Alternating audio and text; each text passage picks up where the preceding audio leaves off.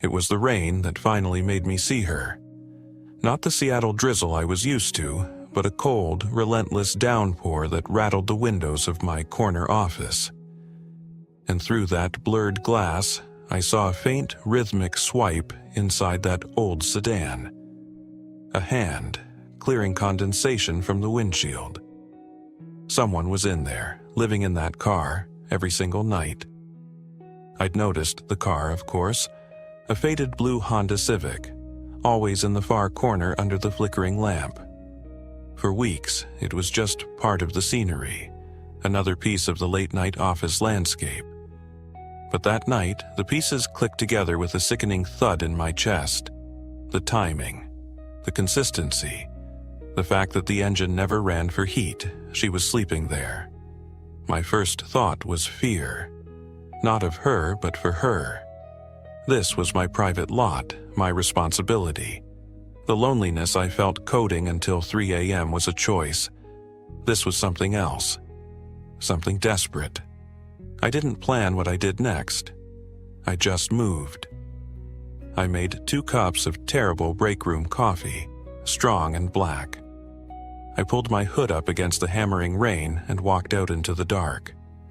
My shoes splashed through puddles, the sound too loud in the empty night. I remember my heart beating hard against my ribs, not from danger, but from the sheer intimacy of what I was about to interrupt. A private struggle I was walking right into. I knocked lightly on the driver's side window. The world inside the car froze. The silhouette, a woman, went completely still. I saw the fear in the set of her shoulders, even through the glass. I held up the 2 cups, a pathetic peace offering in the storm. It took a lifetime before the window rolled down just a crack. Cold air and the smell of damp clothes and worn upholstery spilled out. "Hi," I said, and my voice was softer than I intended.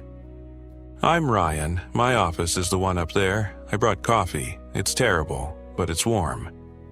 Silence, then a quiet, wary voice. "Maya." That first look at her face in the dim light haunts me. Exhaustion carved into places too young for it. A defiant kind of pride warring with pure survival fear in her eyes. She was beautiful, in a way that made my throat tight. A kind of beauty that had been through a storm and was still standing in the wreckage. I didn't offer money. Something told me that would shatter this fragile moment. Instead, I pointed back to the building. "I have a guest room. For out-of-town interns, it's empty. It has a lock on the inside of the door. A bathroom, no strings." I said it clearly, leaving no room for misunderstanding. "You can stay tonight or for as long as you need." The pause that followed was so heavy, with her weighing every risk, every nightmare scenario. I just stood there, getting soaked, letting her look at me. Maybe she saw the same loneliness in my face that I saw in my own reflection. Maybe she just saw a dry room. "Okay," she whispered. That one word, filled with so much fragile trust, felt like the most significant thing I'd ever heard. It started like that. Boundaries so clear they were almost physical. She used the room. I worked late. We'd nod in the hallway. I'd leave a takeout box for my dinner outside her door. She'd leave the clean containers in the break room sink. A quiet, unspoken dance of respect. Then, one night, I was staring at a branding presentation for my startup. It was lifeless. Corporate slop.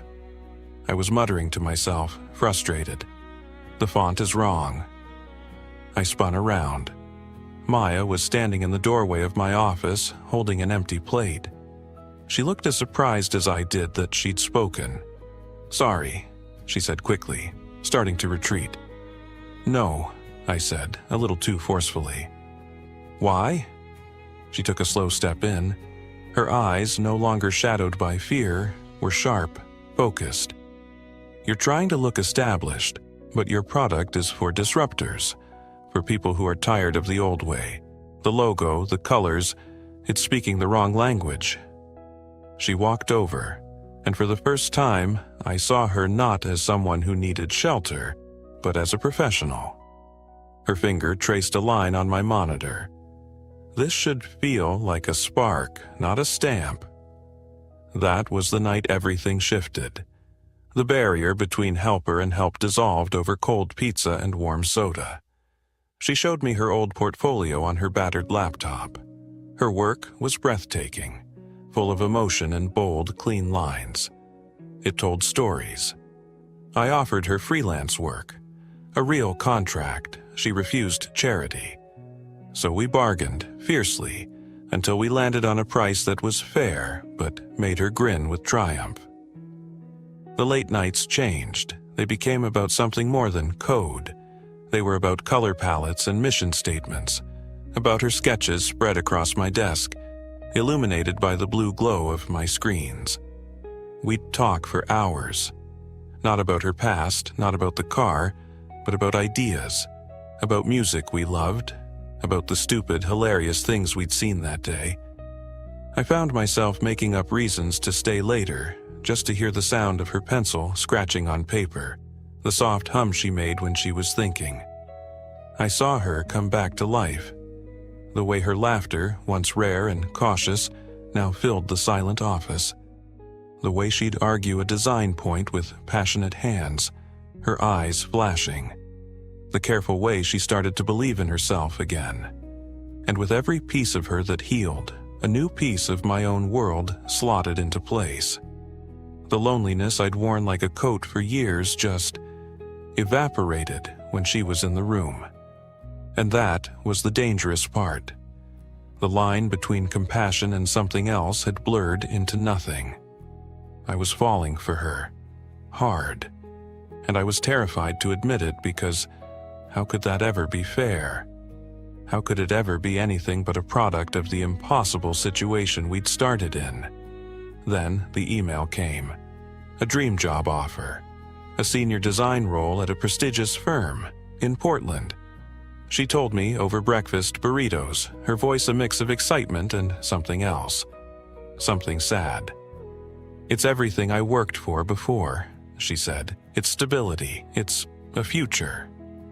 My heart just dropped. It felt like freefall. I forced a smile. My voice felt like someone else's. Maya, that's incredible. You should take it. You have to take it. She looked at me then, really looked at me, and her eyes were shimmering. Is that what you want me to do? The air left the room. This was the precipice. The moment the unspoken thing between us either had to be spoken or be lost forever. The silence wasn't just empty. It was full of every shared look, every late-night laugh, every quiet moment of understanding. I opened my mouth, ready to lie, ready to tell her to go, to build her life, to be free of this place that would always remind her of the worst time of her life. Ready to break my own heart to protect hers. But the words wouldn't come. I couldn't say it. The lie stuck in my throat, sharp and final. All I could do was look at her. I let every guarded feeling I'd hidden for weeks show in my eyes. The fear, the hope, the sheer, terrifying love of her. No, I finally said, the word rough and quiet. It's not what I want. The tension in her shoulders released, as if she'd been holding a breath for months. A single tear traced a path down her cheek, but she was smiling. A real, full, radiant smile that changed her entire face.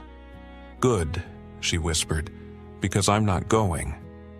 Relief hit me so hard it felt like vertigo. But then, the old fear rushed back in. The protector in me, the one who found her in the rain, woke up. Maya, you can't turn this down because you feel like you owe me something. You don't. You owe yourself everything.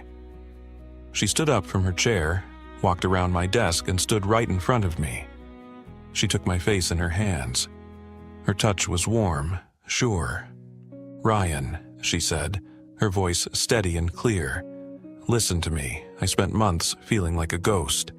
You didn't just give me a room. You saw me. The me I thought was gone forever. You looked at my work and you saw my worth, not my wreckage. Her thumbs brushed my cheeks. This isn't about gratitude. This is about the man who makes me feel safe enough to be brave again.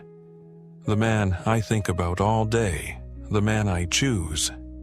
She leaned in, and her forehead rested against mine. I want the future, yes, but I want it here, with you. Not because I need you to save me, but because I love you. When she kissed me, it wasn't a question, it was an answer. It tasted like coffee and hope, and a tomorrow I'd stopped daring to imagine. It was the end of one story, and the breathtaking, fragile beginning of another. She didn't move into my house, not right away. We were both too careful with this new, precious thing.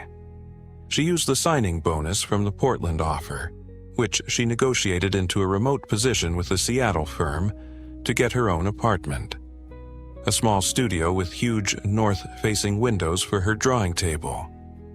The first night she had the keys, we sat on the bare floor, eating Chinese food from the carton, and her joy was a tangible thing in the empty space. It was hers. Our story wasn't a fairy tale. It was messy and human. We had to learn each other without the shadow of her crisis between us. We argued about movies and laundry. I drove her crazy, leaving coffee cups everywhere. She was obsessively, beautifully tidy. We navigated the weirdness of now being colleagues. Her branding work for my company won awards, and the pride I felt watching her accept them from the crowd was a physical ache in my chest. And we talked about the hard things. One night, under a blanket on my sofa, the rain painting streaks down the windows. She told me about the past, the relationship she'd escaped, the medical debt that swallowed her life, the numb terror of those first nights in the car. I just held her hand, my heart breaking for the woman she was, and fiercely proud of the woman she'd fought to become. A year to the day after I knocked on her window, we were back in my office late at night. The branding project that had brought us together was being featured in a major tech publication the next morning. We were celebrating with cheap champagne and plastic cups. She was looking out the window at that far corner of the parking lot. The flickering lamp had finally been fixed, casting a steady, warm glow on the empty asphalt. "You know," she said, her voice reflective, "I don't look out there and feel pain anymore. I look out there and see the night the world stopped ending for me." I came up behind her, wrapped my arms around her waist, and rested my chin on her shoulder. "Best investment I ever made," I whispered into her hair. "2 cups of terrible coffee." She laughed, the sound echoing softly in the quiet office. She turned in my arms, her eyes searching mine. "You gave me a sanctuary, Ryan, but you are my home." And I knew, with a certainty that settled deep into my bones, that she had saved me just as much. She'd pulled me out of my own isolation, my sterile world of code and capital. She'd taught me that the most profound connections aren't found in perfect circumstances, but built, piece by fragile piece, in the imperfect, rainy, beautiful mess of real life. Last month, we bought a house. It has a garden she's already planning to chaos with wildflowers, and a garage where her old Honda Civic now sits, retired and clean, next to my sensible sedan. We don't talk about it much, but we both know we'll never sell that car. It's a monument, a reminder. Sometimes, on Sunday mornings, I'll bring her coffee in bed. Good coffee now, from the local roaster she loves. And I'll watch her sleep, her face peaceful in the soft light, and I'll think about that cold, rainy night. The fear in her eyes, the leap of faith we both took. Love doesn't always arrive with grand gestures. Sometimes it parks quietly in the corner of your life, waiting for you to be brave enough to walk out into the rain with a little bit of kindness and ask no questions. Sometimes it's not about being someone's hero, it's about being their person, and letting them be yours